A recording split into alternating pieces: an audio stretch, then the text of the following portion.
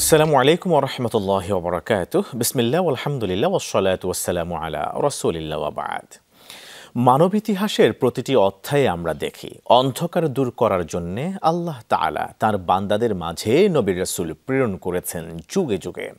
কিন্তু ১৪০০ বছর আগে আরবের মরুভূমি থেকে যে মহান ব্যক্তিত্বের আবির্ভাব ঘটেছিল তার মিশন সীমাবদ্ধ ছিল না কেবলই একটি জাতি কিংবা একটি ভূখণ্ডে।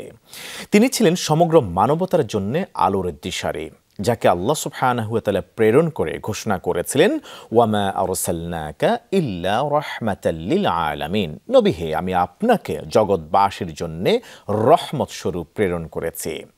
আজকের এই অনুষ্ঠানে আমরা আলোচনা করব নবীজি মুহাম্মদুর রাসূলুল্লাহ সাল্লাল্লাহু আলাইহি ওয়াসাল্লামের আগমনের আসল উদ্দেশ্য কী ছিল, কিভাবে তার বার্তা আজও দুঃখে ক্লেশে এবং অন্যায়ে জর্জরিত মানবতার মুক্তির পথ দেখাতে পারে। আজকের বিষয় মানবতার মুক্তির বার্তা, নবীজির মিশন।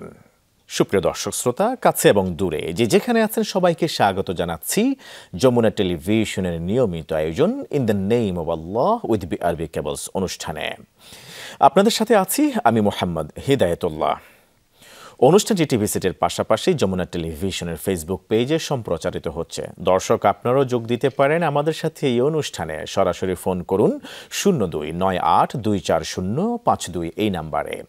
অতিথি হিসেবে আমাদের সাথে যুক্ত আছেন ফজলিতুল উস্তাজ প্রফেসর ডক্টর গিয়াসউদ্দিন তালুকদার হাফিজাহুল্লাহ, অনারেবল প্রফেসর আরবি বিভাগ, চট্টগ্রাম বিশ্ববিদ্যালয়। আসসালামু আলাইকুম ওয়া রাহমাতুল্লাহি ওয়া বারাকাতুহু।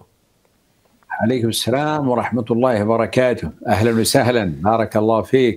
আকরামাকুমুল্লাহ, আপনাকে সুস্বাগতম জানাচ্ছি। শেখ, আজকে মানবতার মুক্তির দিশারি নবী মুহাম্মদুর রাসূলুল্লাহ সাল্লাল্লাহু আলাইহি ওয়াসাল্লামের আগমনের উদ্দেশ্য কি শীর্ষক আলোচনার এই বিষয়ের আজকের এই পর্বে আমরা শুরুতে আপনার কাছ থেকে জানতে চাইব, কোরআনের আয়নায় আমরা আমাদের নবী মুহাম্মদুর রাসূলুল্লাহ সাল্লাল্লাহু আলাইহি ওয়াসাল্লামকে আল্লাহ তাআলা কেন সর্বশেষ ও চূড়ান্ত নবী হিসেবে, খায়রা উম্মার নবী হিসেবে পাঠিয়েছেন, এর পেছনের মূল উদ্দেশ্য বা রহস্য কি ছিল, এই বিষয়ে যদি আপনি কোরআনের আলোকে, হাদিসের আলোকে আমাদের সামনে আলোচনা উপস্থাপন শুরু করতেন প্লিজ।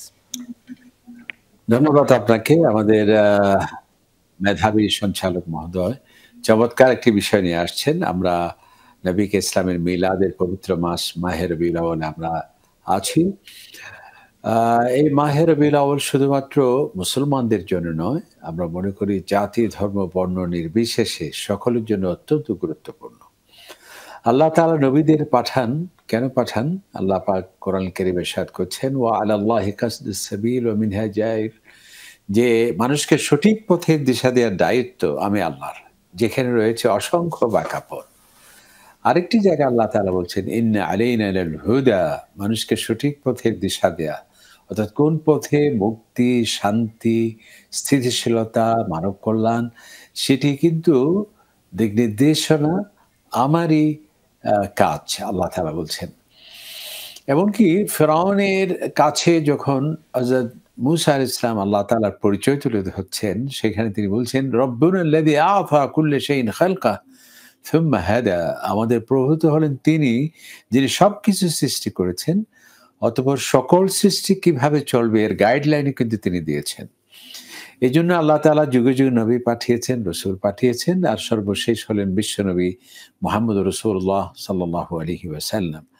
আমাদের নবীকে আল্লাহ তাআলা কেন পাঠিয়েছেন? কোরআন কারীমে আল্লাহ তাআলা ইরশাদ করছেন লাকাদ মান্নাল্লাহু আলাল মুমিনিন, আমি মুমিনদের প্রতি বড় ইহসান করেছি, বড় দয়া করেছি যে আমার নবীকে প্রেরণ করেছি। কেন? ইয়াতলু আলাইহিম আয়াতিহি, তিনি তোমাদের সামনে আমি যে কোরআন দিয়েছি ওনাকে, তোমাদের পথ নির্দেশনা হিসেবে সর্বশেষ শ্রেষ্ঠ আসমানি গ্রন্থ কোরআন দিয়েছি। এই কোরআন তিনি তোমাদের সামনে ব্যাখ্যা করবেন, তিনি তেলাওয়াত করবেন, তিনি এর ব্যাখ্যা বিশ্লেষণ দেবেন। এরপর ওয়াইযাক্কিহিম, এবং তোমাদেরকে পরিশুদ্ধ করবেন, তোমাদের চিন্তা চেতনার বিশুদ্ধিতা পরিশুদ্ধ করার লক্ষ্যে তার এটি হবে তার মিশন। ওয়ায়ুআল্লিমুকুম মা লাম তাকুনু তা'লামুন, এবং তোমাদেরকে এমন পথের দিশা দেবে যা তোমাদের জানা নেই। অর্থাৎ এই যে আমাদের দারিদ্র্য বিমোচন কিভাবে হতে পারে, মানুষের কল্যাণ কিভাবে হতে পারে, আমাদের আদর্শ সমাজের রূপরেখা কি হতে পারে, একটি সাম্প্রদায়িকতা মুক্ত বিশ্ব কিভাবে হতে পারে, এই ঝঞ্ঝা বিক্ষুব্ধ পৃথিবী থেকে শান্তি কিভাবে আসতে পারে, মানবতার মুক্তি কিভাবে হতে পারে, যেগুলো আমাদের সঠিক অর্থে জানা নেই। আল্লাহ তাআলা বলতেন, যা তোমাদের জানা নেই এ বিষয়ে সুস্পষ্ট জ্ঞান দেওয়ার জন্যই আমার নবীকে তোমাদের কাছে আমি প্রেরণ করেছি। আরেকটি জায়গায় আল্লাহ সুবহানাহু ওয়া তাআলা ইরশাদ করছেন যে, আমি আপনাকে পাঠিয়েছি কেন? ওয়ামা আরসালনাকা ইল্লা রাহমাতাল লিল আলামিন। আমি আপনাকে শান্তির প্রতীক করে এই পৃথিবীতে পাঠিয়েছি, যাতে যুদ্ধ না হয়, যাতে অশান্তি না হয়, যাতে মানুষে মারামারি, রক্তপাত, হিংসা, জিঘাংসা এবং একটা সামান্য বিষয়কে কেন্দ্র করে বছরের পর বছর তখন যুদ্ধ লেগে থাকতো। সেই হাজার বছর আগে কেন, এখনো আজকে আমরা জ্ঞান বিজ্ঞানের অভাব নেই। বিশাল আমাদের আজকে পাখির মতো ডানা মেলে উঠছি আমরা আকাশে।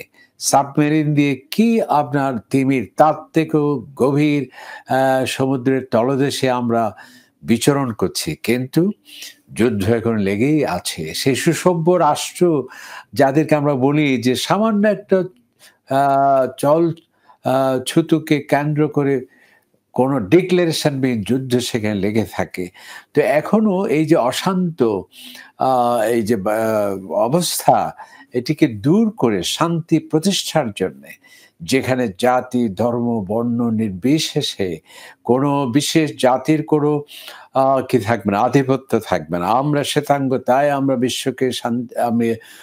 বিশ্বকে আমরা পরিচালনা করব। আমরা শ্রেষ্ঠ জাতি, আমরা যা বলবো সেটিই চলবে। মাইট ইজ রাইট, এই নীতিতে চলবে। এটি যাতে না হয় এবং মানুষের মধ্যে শান্তি প্রতিষ্ঠা করার জন্যেই আমি কিন্তু আপনাকে পাঠিয়েছি। আরেকটি জায়গায় আল্লাহ সুবহানাহু ওয়া তাআলা বলছেন, আমি নবীকে এই জন্যই প্রেরণ করেছি, ওয়ালাকাদ আরসালনা রাসূলানা ওয়া আনজালনা মাআহুল কিতাব ওয়াল মিজান। আপনাকে নয়, কেবল ইতিপূর্বে যত নবী প্রেরণ করেছি, রাসূল প্রেরণ করেছি এবং তাদেরকে আমি গাইডলাইন দিয়েছি, তাদেরকে আসমানি কিতাব দিয়েছি। কেন? লিয়াকুমান নাসু বিল কিসত, যাতে মানুষের মাঝে সামাজিক সুবিচার প্রতিষ্ঠিত হয়, যাতে দুর্বল যাতে সে নিগৃহীত না হয় এবং শুধু বর্ণ যাতে প্রাধান্য না পায়। কোনো ব্যক্তি, গোষ্ঠী, কোনো নৃতাত্ত্বিক কোনো গোষ্ঠী তারাই প্রাধান্য পাবে, বাকিরা নিগৃহীত হবে, নির্যাতিত হবে, সেটি যাতে না হয়। অর্থাৎ সোশ্যাল জাস্টিস, সামাজিক সুবিচার প্রতিষ্ঠার জন্য কিন্তু আমি নবী এবং রাসূলদের পাঠিয়েছি। আল্লাহ তাআলা আরো বলছেন কোরআন কারীমে, ইন্নাকা লাআলা খুলুকিন আযীম। আমি আপনাকে মহা এক উন্নত চরিত্র দিয়ে আমি আপনাকে পাঠিয়েছি। আজকে আমরা অনেক বড় বিজ্ঞানী, কিন্তু আমাদের নৈতিকতা নেই। আজকে অনেক বড় রাষ্ট্রবিজ্ঞানী, রাষ্ট্রনায়ক, কিন্তু চারিত্রিক দিক থেকে দেখা যায় দারুণ সেখানে অসহায় অবস্থা। প্রতিটি ক্ষেত্রে আমরা এগিয়ে আছি বিভিন্ন সূচকে, ইন্ডিকেটরে, কিন্তু দেখা যায় এথিক্স, মোরালিটি, চরিত্রে আমরা দারুণভাবে পিছিয়ে। আল্লাহ তাআলা বলছেন যে আমার নবীকে পাঠিয়েছি যাতে উন্নত চরিত্র কাকে বলে, সেই চারিত্রিক মডেল হিসেবে আমি আপনাকে পাঠিয়েছি, যে আপনার থেকে নীতি, নৈতিকতা এবং চরিত্র শিখবে। আল্লাহ রাসূল বলেছেন, বুইসতু লিউতাম্মিমা মাকারিমাল আখলাক, যে উন্নত চরিত্র প্রতিষ্ঠার জন্য এর রূপরেখা, এর উপাদান এবং এর বাস্তব নমুনা হচ্ছে আমি নবী মুহাম্মদ রাসূলুল্লাহ সাল্লাল্লাহু আলাইহি ওয়াসাল্লাম। আরেকটি জায়গায় আল্লাহ তাআলা বলছেন, ইন্না আনজালনা ইলাইকাল কিতাব, আমি আপনাকে নবী করে পাঠিয়েছি এবং আপনাকে কিতাব দিয়েছি। কেন? লিতাহকুমা বাইনান নাস বিমা আরাকাল্লাহ, যে মন মস্তিষ্ক প্রসূত কোনো আইন, কোনো রুলস রেগুলেশন, সেটি একটি আদর্শ রাষ্ট্র পরিচালনার মাধ্যম হতে পারে না। একটা সুশীল সমাজ গঠনের সেটি কি হতে পারে না, রূপরেখা হতে পারে না। আমি আপনাকে পাঠিয়েছি কেন? লিতাহকুমা বাইনান নাস, মানুষের মাঝে আপনি আপনি বিচার ফায়সালা করবেন, যে যাতে মানুষের মুক্তি যাতে সে পায়, সেটি অর্থনৈতিক মুক্তি, সেটি সাংস্কৃতিক মুক্তি এবং সেটি নানাবিধ আধিপত্য থেকে মানুষ যাতে শিকল থেকে মুক্ত হয়ে যাতে একটা ন্যায় নীতি প্রতিষ্ঠা হয়, সেজন্য আমি আপনাকে পাঠিয়েছি। আরেকটি চমৎকার জায়গায় করে আল্লাহ আপনি তাআলা বলছিলেন বলছেন, শেখ, আমরা আমি আপনাকে বিশ্বনবী আদেশ সাল্লাল্লাহু করেছি। আলাইহি ওয়াসাল্লামকে প্রেরণের উদ্দেশ্য কি ছিল আল্লাহ তাআলার, সে তার পেছনের গূঢ় রহস্য কোরআনের আয়নায় আমরা জানবার চেষ্টা করছি। আমরা আপনার বিরতির আগের আলোচনা থেকে যা জানতে পেরেছি, আল্লাহ রাসূল সাল্লাল্লাহু আলাইহি ওয়াসাল্লামকে আল্লাহ তাআলা মৌলিক মানবতার মুক্তির দিশারি হিসেবে, মুক্তির বার্তা বাহক হিসেবে তিনি পাঠিয়েছেন। কিন্তু আজকের এই পৃথিবীতে যে ঝঞ্ঝাট, যে যুদ্ধ, বিগ্রহ, অশান্তি, সেগুলিকে মোকাবেলার জন্য বিশ্ব নবীকে প্রেরণের উদ্দেশ্য এইটা কিভাবে সমসাময়িক হতে পারে, কিভাবে অঙ্গাঙ্গিভাবে প্রাসঙ্গিক হতে পারে, এই বিষয়টি যদি একটু তুলে ধরতেন আপনার আলোচনার পাশাপাশি প্লিজ। ধন্যবাদ আপনাকে। আজকেও আমরা কঠিন চ্যালেঞ্জের মধ্যে আছি। আমরা যদি আইএমএ জাহিলিয়াতের কথা বলি, তখন যুদ্ধ ছিল, এবং অসভ্যতা ছিল, মানুষে মানুষে হানাহানি ছিল, মানুষে মানুষে ভেদাভেদ ছিল। আমরা মধ্যযুগীয় বর্বরতার কথা বলি, অন্ধকার যুগের কথা বলি। কিন্তু আজকে যদিও আমরা আধুনিকতা দাবি করছি, হ্যাঁ, আমাদের আধুনিকতা উড়োজাহাজে, আমাদের আধুনিকতা প্রযুক্তিতে, আমাদের আধুনিকতা বিশাল, বিশাল রাস্তা, সুন্দর, সুন্দর এয়ারপোর্ট, আকাশচুম্বী দালান। কিন্তু মানবিকতা কি আমাদের মধ্যে আছে? এখনো তো সারা পৃথিবীতে বিভিন্ন দেশের যুদ্ধ লেগেই আছে।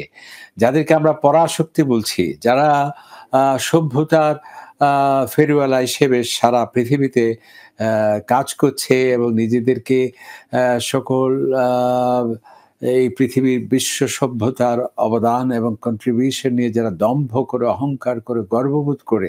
কিন্তু আমরা কি চিত্র দেখতে পাচ্ছি? আমরা তো এখনো দেখতে পাই যে মাইট ইস রাইট, শক্তি হচ্ছে মূলনীতি। আমরা দেখা যাচ্ছে আজকে বাণিজ্যিকভাবেও আমরা ফোর্স করছি। আজকে আমরা বিশ্বায়নের নামে আ আমরা নিজস্ব ধারণা, নিজস্ব স্বার্থ, সেটি রাজনৈতিক স্বার্থ বলেন, আ ভৌ আ সেটি ব্যবসায়িক স্বার্থ বলেন, নানাবিধ আধুনিকতার দাসত্বের শিকলও কিন্তু আজকে আমরা মানুষকে শৃঙ্খলিত করার নানা অপকৌশল আমাদের মধ্যে চলছে। আমরা আজকে দেখছি যে আ একটা ছোট্ট রাষ্ট্রে শুধুমাত্র ধর্মীয় বিশ্বাসের কারণে সেখানে হাসপাতালগুলো ভেঙে দেয়া হচ্ছে।